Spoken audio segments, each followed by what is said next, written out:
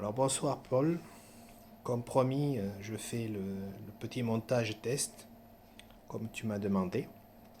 Et j'ai rajouté en plus l'oscilloscope pour qu'on voit la différence. Alors là, je vais faire un zoom, comme tu peux le voir, en partant du haut, en partant de là jusqu'à vers le bas. Il y a donc la tension efficace, la tension max, tu vois. Je l'ai positionné sur 1 volt. Comme j'utilise la sonde 100 fois, et comme c'est un courant AC, j'ai mis AC. Voilà. Et là, je remets les valeurs. Voilà pour les valeurs de mesure. Maintenant, il y a bien donc une batterie, un oscilloscope, un onduleur. Cet onduleur-là, c'est un onduleur de 500 watts. Alors, ensuite, il y a mon montage ici. C'est ce cordon qui amène le courant vers l'ampoule qui est là-bas. Donc, je vais te présenter l'appareil. Parce qu'on ne sait jamais, peut-être que je ne te l'ai pas présenté. Donc, je vais faire un petit zoom, que ça sera plus clair. Donc là c'est la puissance qui est consommée, qui est affichée. Il n'y a pas de consommation pour l'instant. Ça, c'est la tension. Ça, c'est l'ampérage qui devrait être consommé. Ça, c'est la fréquence qui circulera dans les fils et qui circule en ce moment dans l'appareil. Voilà, c'est la puissance maximale que peut supporter l'appareil. Je reviens au même point de départ. Donc là, donc il faudra que j'appuie sur le bouton 2 fois pour afficher le courant qu'il y a. Donc j'arrête cette partie. Donc là, je dézoome. Donc je vais faire un petit zoom sur l'ampoule en essayant de faire quelque chose qui soit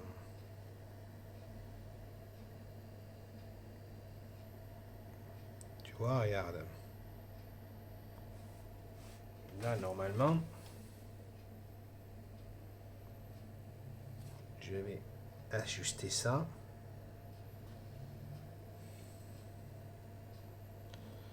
Voilà, tu peux voir. On a un peu de mal à voir, mais bon, c'est 230 volts et 42 watts. On le voit là, 42 watts. Ok. L'ampoule est froide. Donc il y a les deux cordons qui sont là et qui vont sur le multimètre en position en mètres. Je vais le positionner. L'ampoule est froide. Voilà ce qu'elle consomme. Enfin, voilà ce qu'elle représente en résistance en ohm pour l'instant. Donc j'arrête. Là, je peux débrancher. Je vais déplacer les cordons pour pas qu'ils se touchent parce que évidemment il va y avoir le secteur qui va passer dans l'ampoule. Là, je vais faire un zoom. Donc je vais brancher le noir sur le COM et le rouge, c'est comme tu peux voir 20 ampères. Et comme on l'a bien vu, je pourrais le brancher là, mais je le branche ici pour parce qu'ici j'ai modifié quelque chose par rapport à ce multimètre parce qu'il avait il y avait eu un problème électrique. Donc je vais mesurer et je crois qu'il fonctionne, je l'avais réparé, mais bon, je préfère le mettre sur 20 ampères, c'est plus certain, plus sûr, on sait jamais. Bon, je le mets là, donc on pourra afficher la valeur en milliampères, donc c'est bien les ampères, hein, tu vois. Par contre là, tu vois, regarde, DC, donc il faut que j'appuie là. Bon, c'est un système automatisé, alors ça se mettra tout seul, mais je préfère le positionner quand même. Voilà, pour l'instant, tu as pu voir la résistance comme tu m'as demandé. Et là, on va afficher plusieurs valeurs. Donc je vais brancher. Voilà, là j'ai branché. Donc dès que je vais mettre en route, il devrait y avoir le courant qui circule, l'ampoule qui s'allume. Donc tu m'as dit en entrée du circuit. Là j'ai 177 mA. Ici j'ai 42,8. 1, 2. Et là j'ai 186, tu vois. Et là, je fais assez vite. J'ai 240 millivolts efficaces et 440 millivolts max. Donc je l'arrête. Donc tu pourras faire les retranchements ou les valeurs électriques.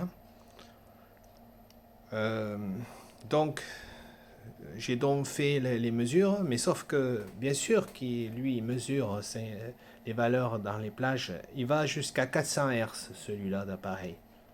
Donc on peut mesurer des valeurs, mais le truc c'est que premièrement sur les bobines c'est 100 kHz. Attends, qu'est-ce que je voulais te dire par rapport à ça? Sur d'autres montages, c'est 25 kHz. Et là aussi, il y a une autre chose, c'est que lui mesure le courant efficace, alors que lui, il est capable de mesurer les courants max. Donc, moi, je me demande si c'est pas utile d'investir dans une sonde de courant. Mais bon, pour l'instant, je fais rien. La résistance, c'est quand même une bonne idée. Et c'est pas. Moi, j'ai eu l'idée, mais j'ai regardé ensuite sur Internet et j'ai vu que, en fait, c'était comme ça que fonctionnaient les appareils qui mesurent. À part qu'il y a différents types de méthodes, c'est-à-dire l'induction ou des systèmes analytiques. Mais de toute manière, ça se passe sur une résistance parce que, comme tu le sais, les oscilloscopes ne peuvent pas mesurer des courants, ils mesurent que des voltages. Mais ils peuvent mesurer des voltages jusqu'à... Tu vois, regarde. Voilà, ils peuvent mesurer jusqu'à 100 MHz. Donc, il y a de quoi faire. Voilà, il y a une prise USB parce que je peux faire des captures. Ça, c'est bien. Il est super cet oscilloscope. Franchement, je le trouve très bien. Par contre, il faudra que je regarde la documentation pour savoir si on peut brancher une sonde de courant dessus. De toute façon, tu vois, regarde, je pourrais aller jusqu'à 1000 fois. Hein. Il a la technologie qui permettrait d'utiliser une sonde de 1000 fois. Mais bon, les prix sont pas donnés. Hein. Et puis, c'est pas trop grave. Avec ça, alors je vais te montrer, justement, je peux faire quelque chose. Maintenant qu'il n'y a pas de courant, il n'y a rien qui fonctionne dessus ça, je vais juste afficher le calibre. Là, je vais remettre. Attends, je vais agrandir. Parce que là, il est sur 1000. Donc, je vais faire comme ça. Et je vais le mettre sur 100 parce que c'est une sonde de 100. Donc, là, je vais te montrer. Je vais afficher le calibre max. Regarde, je tourne. Il peut mesurer jusqu'à 1 kV. Seulement la sonde, alors je vais la débrancher. Je vais te montrer.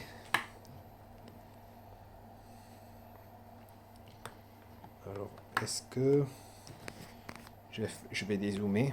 Après, je zoomerai. Voyons. Voilà. Je vais brancher. Comme ça, j'y verrai mieux. cet appareil, enfin, cette lampe. Voilà.